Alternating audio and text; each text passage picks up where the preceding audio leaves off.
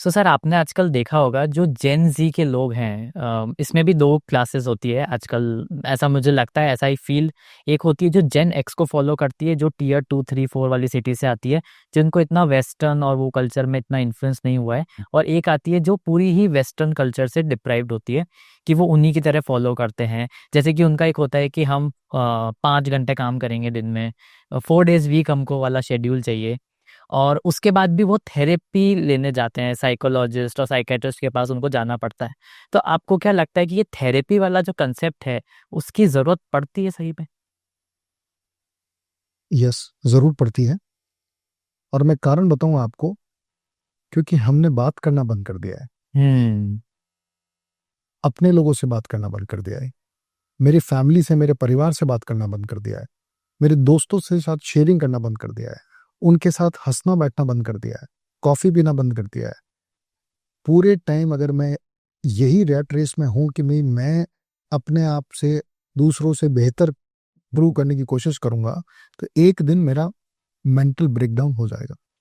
सो जैसा आपने पूछा कि भाई 5 घंटे काम करना है, ये हमारी सराउंडिंग्स है। देखो, कुछ गलती हम पहले वाली जनरेशन की भी है कि हमने अपनी नेक्स्ट जनरेशन को अपनी काम के इंपॉर्टेंस के बारे में बताया ही, कि जो मैं कर रहा हूँ उसके बारे में मैं कितना प्राउड हूँ, कितनी प्राइड है कि मेरे पास में शायद एक डिपार्टमेंट स्टोर है, छोटे सा किराना स्टोर है, उसमें भी मैं बड़ी शान समझता हूँ। मेरे पास कपड़े का व्यापार है, उसके अंदर बहुत है। मेरे पास एक क्लिनिक है, हॉस्पिटल, उसके अंदर भी बहुत अच्छा है। If the parents have pride in what they are doing, बच्चा विजुअली देख के सीखेगा। हाँ, राइट। अगर मैं रोज ये कहूंगा कि मैं तो फंस गया इस बिजनेस में आके, मैं इस जॉब में आके फंस गया, मैं सरकारी नौकरी में फंस गया, मैं प्राइवेट जॉब में फंस गया हूँ, मैं वो करता तो अच्छा था, मैं वहां जाता तो अच्छा था, मैं गाने गाता तो अच्छा था, मैं स्टेज पे अच्छा था। सो बच्चा आपका जो जेन जी जेन जी, आप कर हाँ। रहे हैं, वो कहाँ से सीख रहा है? सो वो अपने सराउंडिंग से उसको पा रहा है यहाँ पे कि भी यहाँ पे डिससेटिस्फेक्शन है। सो वो अपने अलग फिगर्स को आइडलाइज करता है, आइकॉनिक फिगर्स बनाता है। तो वो कहता है कि अगर मैं वरुण धवन होता तो स्टेज पे होता, मैं टाइगर श्रॉफ होता तो ऐसे छलांगे मार के मैं हीरो बन जाता, मैं दीपिका पादुकोण होती तो मैं पता नहीं क्या करती, मैं क्रिकेटर सचिन होता तो मैं क्या करता, विराट विराट होता। तो लोगों का झुकाव उस तरफ हो जाता है। जिनका फिजिकल कैपेसिटी स्पोर्ट्स की तरफ है वो जरूर करें ये सब चीजें, पर हर जना वो सब नहीं कर सकता। हमारी मेंटल कैपेसिटीज है, कोई बिजनेस बड़ा अच्छा कर सकता है, कोई सीए बन सकता है, कोई लॉयर बन सकता है, कोई एंटरप्रेन्योर बन सकता है। पर हमको उस चीज की रेस्पेक्ट हम हमारी जनरेशन को बताना पड़ेगा, नेक्स्ट जनरेशन को। इस तरह से वो कम्युनिकेशन का चैनल बनाना पड़ेगा, तब बच्चे।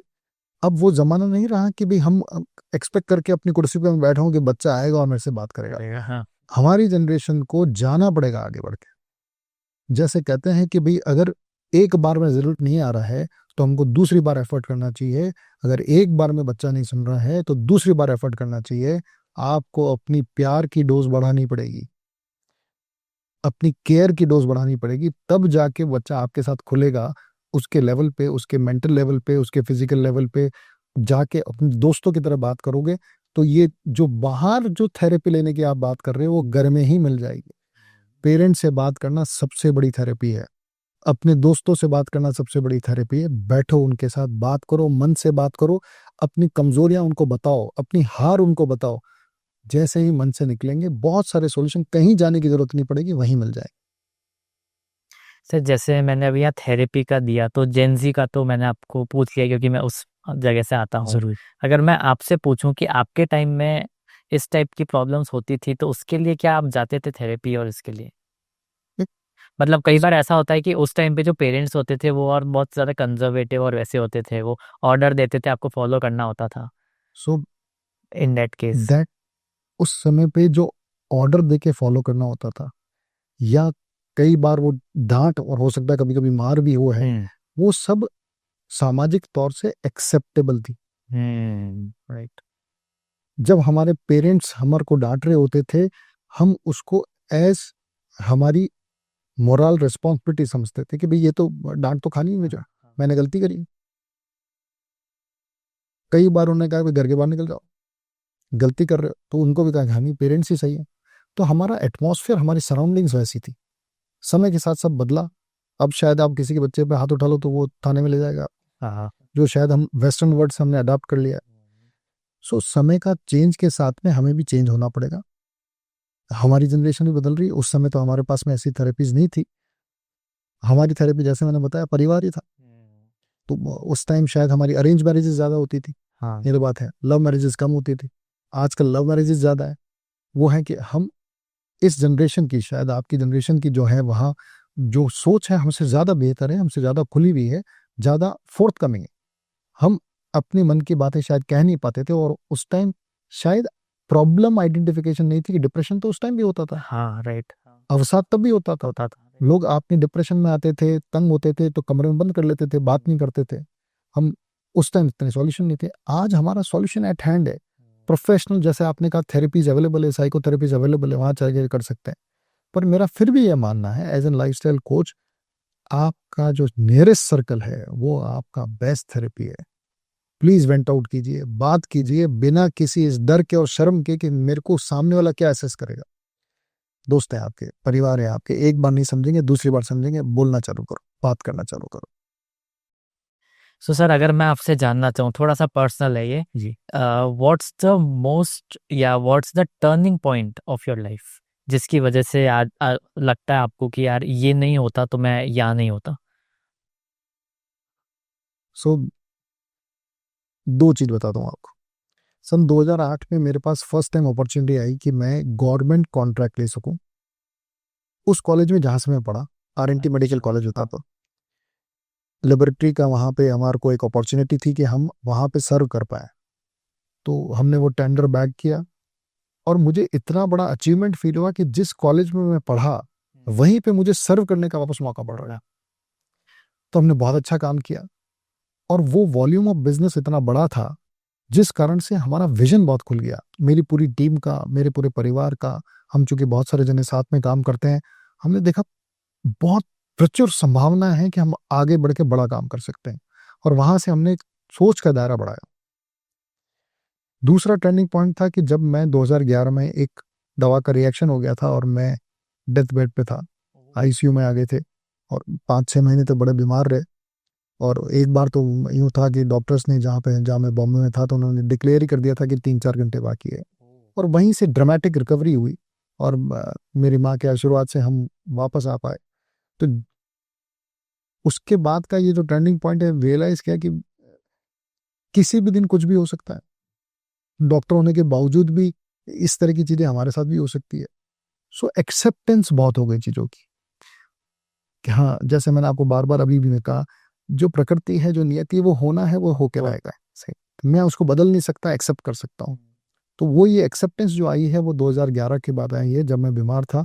और ये यूं था कि एक बार तो हमने श्रीनाथ जी के पांव छू के वापस आ गए। तो वो जो टर्निंग पॉइंट था लाइफ का, उसने नजरिया बदल दिया। किस तरह से सोच को देखना है, दूसरों को एनालाइज करने से पहले खुद को एनालाइज करना है। और यही गिव बैक वापस करने की कोशिश करी कि काम तो सभी को करना है। देखो, आप भी और मैं भी कर रहे हैं। हमें अपना अर्थ उपार्जन करना है, कमाई भी करनी है, बिजनेस भी करना है, सब काम करना है। पर उसके साथ साथ मैं मेरी सोसाइटी के लिए क्या वैल्यू ऐड कर सकता हूँ। कुछ नहीं तो सामने वाले की तकलीफ सुन तो सकता हूँ। मैं शायद बदल नहीं सकता, चेंज नहीं कर सकता, सुन तो सकता हूँ। Let me be a little more compassionate. मैं उसको, मेरी बॉडी लैंग्वेज से ये तो लगे कि मैं सुन रहा हूँ उसकी। इतना तो कर ही सकता हूँ। थोड़ा और प्रयास करूंगा तो शायद ज्यादा कर सकता हूँ। तो आज इस स्ट्रेस मैनेजमेंट के लेक्चर से, जिसका हमने नाम दिया जीवन में आनंद की खोज, तो हम आनंद की खोज करते हुए हजारों लाखों लोगों से कनेक्ट हो गए। जब लोग हमारे पास आते हैं, अब मैं किसी लेक्चर लेता हूँ वहां पर है, और मैं देखता हूँ कि इतने सारे लोग कितने सिंपल सॉल्यूशन से लाभान्वित हो सकते हैं। जैसे आपको मैंने 7-7 बताया। हाँ राइट। एक मैं स्ट्रेस मैनेजमेंट का फॉर्मूला बनाता हूँ आपको। उसका नाम है KFP BFP। KFP का मतलब होता है क्या फर्क पड़ता है, BFP का मतलब होता है बहुत फर्क पड़ता है। तो आपकी स्ट्रेस को आप इस कैटेगरी में लिखना चालू करें, और लिखें, जरूर लिखें। आपको लगता है बड़ा हास्यास्पद है, क्या फॉर्मूला ये, पर ये मैंने किसी के लेक्चर में सुना था और अडेप्ट किया इस चीज को। जैसे ही अरे क्या फर्क पड़ता है कि भाई आज आनंद जी ने हमारे को कहा कि टाइम दिया, और वो उन्होंने कहा नहीं यार आज तो मैं बिजी हूँ, कल आ जा। अब इसको मैं ईगो पे भी ले सकता हूँ। और मैं कहता हूँ यार क्या फर्क पड़ता है, हो सकता है आनंद जी बिजी हूँ, कल बुला लेंगे। हाँ, पर बहुत फर्क पड़ता है कि मैं आज, अगर मेरे को मेरे पेरेंट्स ने बुलाया है और मैं उनके पास में जाके बात नहीं कर पाता, हाँ, उनकी बात को टालना, उनकी बात को बाद में सेकेंडरी रखना, इसमें बहुत फर्क पड़ता है। आज मेरा बच्चा चाहता है कि वो 10th class 11th class 12th class में वो काउंसलिंग करना सोचता है कि मेरे पापा मेरे को मेरी मम्मी मेरे को बताएंगे, और कह रहे हैं मैं तो बिजी हूँ, मेरा ऑफिस है, मेरा ओपीडी है, मेरा काम है, बच्चे से बात नहीं कर पा रहे हैं। वो कहते नहीं, मैं हमको कैरियर काउंसलिंग करा देते हूँ या करा देता हूँ। बहुत फर्क पड़ता है आप उनसे बात करो, बहुत फर्क पड़ता है कि मैं अपनी मन की बात अपने परिवार में कर सकूं, बच्चों को बता सकूं, कि वाइफ को बता सकूं मेरा फाइनेंशियल स्टेटस क्या है, कि इतना ही कर सके, हम अननेसेसरी का एक्सपेंडिचर नहीं करें। और क्या फर्क पड़ता है कि मैंने एक नई कार नहीं खरीदी, उस कार में भी उतने ही दोस्त थे, उतना ही परिवार था। सो ये कैटेगरी ऑफ स्ट्रेस है। हम छोटी छोटी चीजों का जबरदस्ती बहुत बड़ा बड़ा स्ट्रेस ले लेते हैं। आप ही की जरूरत है कि आप नई घड़ी लाना चाहते हो, नई गाड़ी लाना चाहते हो, कोई दूसरा नहीं कह रहा आपको, खुद ही खुश हो रहे हो। अभी आप मेरा इंटरव्यू ले रहे हो, आपने मेरे से पूछा नहीं कि सर आपने कौन से ब्रांड का शर्ट पहना हुआ, नहीं तो इंटरव्यू नहीं लूंगा। क्या फर्क? कोई फर्क पड़ता, हाँ, कोई फर्क ही नहीं पड़ता इन सब चीजों से। सो जब उन चीजों का फर्क ही नहीं पड़ता तो इसको इतनी इंपॉर्टेंस क्यों दे क्यों रहे हैं? देनी है, राइट? सो जबरदस्ती हम उतना पैसा खर्च करके ब्रांड ब्रांड ब्रांड करके क्या कर रहे हैं? कोई शायद बच्चों के अंदर छोटा मोटा इधर एक दूसरे के प्रति ब्रांड के हो जाए, जैसे ही हम परिपक्व होते हैं, मैच्योर होते हैं, समझते हैं, इनसे चीजों का फर्क नहीं पड़ता। तो क्या फर्क पड़ता है? कैटेगरी में अपने सब टेंशन रखें और जीवन में स्वस्थ रहें, व्यस्त रहें और बहुत मस्त रहें।